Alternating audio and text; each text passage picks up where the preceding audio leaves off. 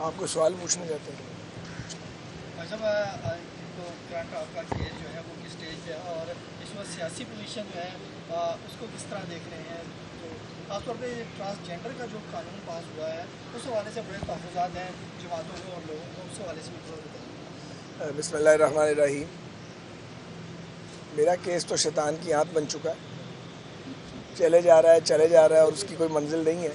واپس کراؤ۔ اور یہ اب 2022 آ گیا، 4 سال ہو گئے ہیں اس کیس کو چلتے ہوئے، 4 معزز جج صاحبان تبدیل ہو چکے ہیں، اور جب کوئی پورا کیس سن لیتا ہے تو پھر وہ کیس آگے چلا جاتا ہے۔ اس بار بھی ایسا ہی ہوا ہے۔ بہرحال جو چاہے آپ کا حسن کرشمہ ساز کرے،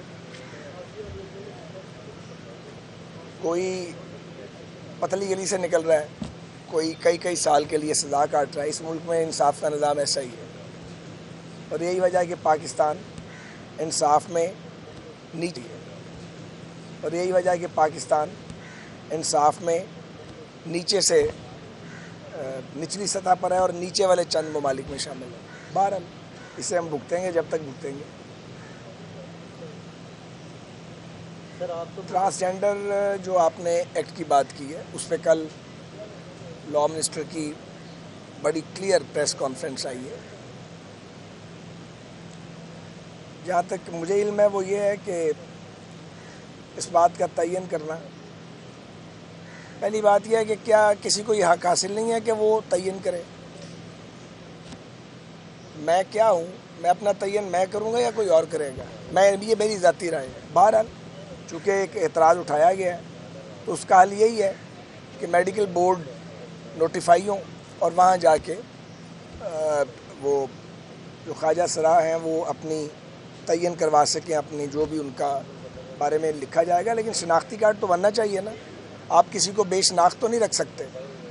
اب اس کو زبردستی جوڑ دینا کہ جی اس سے کوئی خدا نہ خواستہ ہم جنس پرستی فروغ پائے گی پاکستان میں، مجھے تو یہ بات بالکل سمجھ نہیں آئی۔ لیکن بہرحال اگر اعتراض کیا گیا تو اس کا ریزالو یہی اعتراض کیا گیا نا کہ آپ خواجہ سرا جو ہیں ان کو یہ رائٹ نہ دیں کہ وہ اپنے آپ کو خود سے ڈٹرمن کریں، یہی کہا گیا نا۔ تو اس کے لیے میڈیکل بورڈ بنایا جا سکتا ہے۔ لیکن یہ جو بل آیا ہے اس میں تمام تو پارلیمنٹ میں پارٹیز شامل رہی ہیں، تو کسی کی بھی بدنیت ہی تھوڑے شامل تھی اس کے اندر۔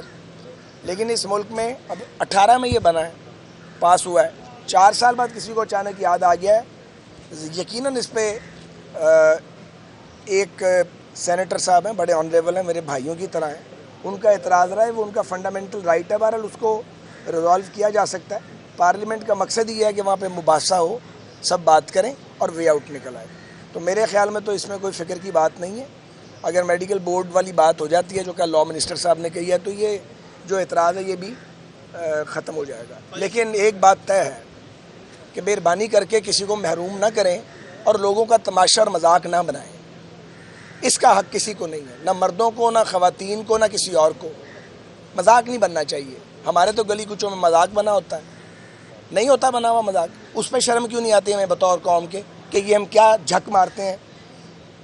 اگر کوئی کسی چیز سے محروم پیدا ہوا تو اس کا مطلب یہ ہے کہ اس کی بے عزتی کی جائے، اس کی تذلیل کی جائے۔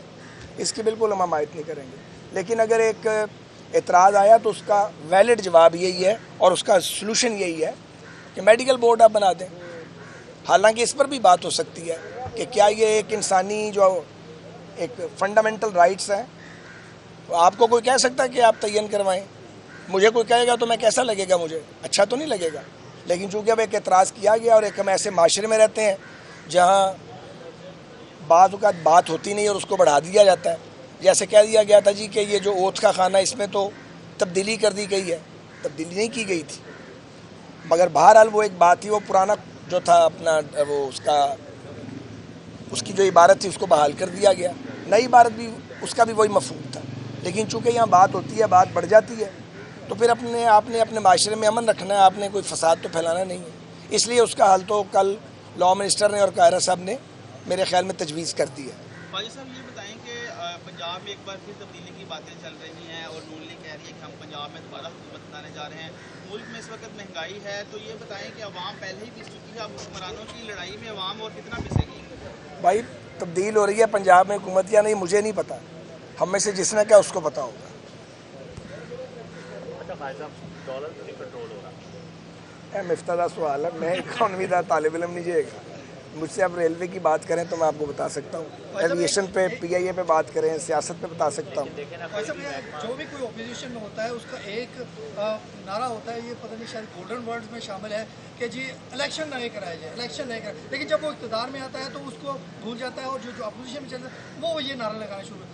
तो ये नारे चलते रहेंगे, ये लोगों को बहलाने के लिए है क्या? लेकिन बात यह है कि नारा लगाना जुर्म नहीं है, नारा लगाना सबका हक है, मुतालबा करना भी हक है।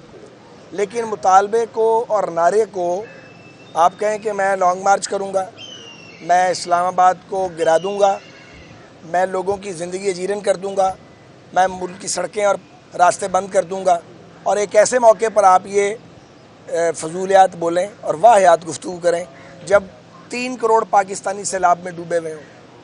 कोई शर्म, कोई हया है इमरान खान को? कोई शर्म हया खान साहब के करीब से भी गुजरी है? मेरा ख्याल है करीब से भी नहीं गुजरी। यानी ये रवायत रही है पाकिस्तान में कि कोई कौमी सानिया हुआ तो तमाम अपनी सियासी सरगर्मियाँ मुअत्तल कर देती थी, कोई पॉलिटिकल मूवमेंट एक्टिविटी नहीं होती थी। यहाँ इतना बड़ा एक तूफ़ान आ गया है, आप उसे अजाब कह सकते हैं हमारे बदअमालियों का, कि 1/3 पाकिस्तान डूब गया पानी में, अभी तक पानी खड़ा है, स्टेगनेंट वाटर है, निकलने का रास्ता नहीं है। जो लो लाइंग एरियाज हैं, लाखों लोग बेघर हो चुके हैं, सड़क पे आ गए हैं, मांगने पर मजबूर हो गए हैं। जो अहले दिल हैं वो अपना काम कर रहे हैं, अहले खैर। एक आदमी इस मुल्क में वो कहता नहीं, टाइम पूरा नहीं होना चाहिए, पहले इलेक्शन कराओ। पहले मेरी बात सुन लो, 10-10 करोड़ रुपए का वो आदमी जलसा करता है, पैसे कहाँ से आते हैं? चूँकि वो लाडला, उसे पूछा नहीं जा सकता। जो पूछते हैं उनको कहते हैं जी ये तो विक्टिमाइज हो रहा है। और ये जो हम इन अदालतों के बाहर खड़े हैं 4-4 साल से, ये क्या है? जो कल हसन इकबाल साहब को इस्लामाबाद हाई कोर्ट ने उनके बारे में रिमार्क्स दिए हैं, तो कुछ शक रह गया बाकी कि पॉलिटिकल इंजीनियरिंग कराई गई थी नैब के ज़रिए। बहरहाल अब सुना है कि वो लॉन्ग मार्च करना चाहते हैं, तो हम उन्हें रोक तो नहीं सकते। वो फिर जब आएंगे तो जो लॉ ऑफ लैंड है उसके मुताबिक उनके साथ ट्रीटमेंट होगा। भाई साहब, वज़ीर ख़ज़ाना बदल रहे हैं फिर आप? यार ये सच्ची बात है, नहीं पता, मैंने भी सोशल मीडिया पे पढ़ा है आपकी तरह।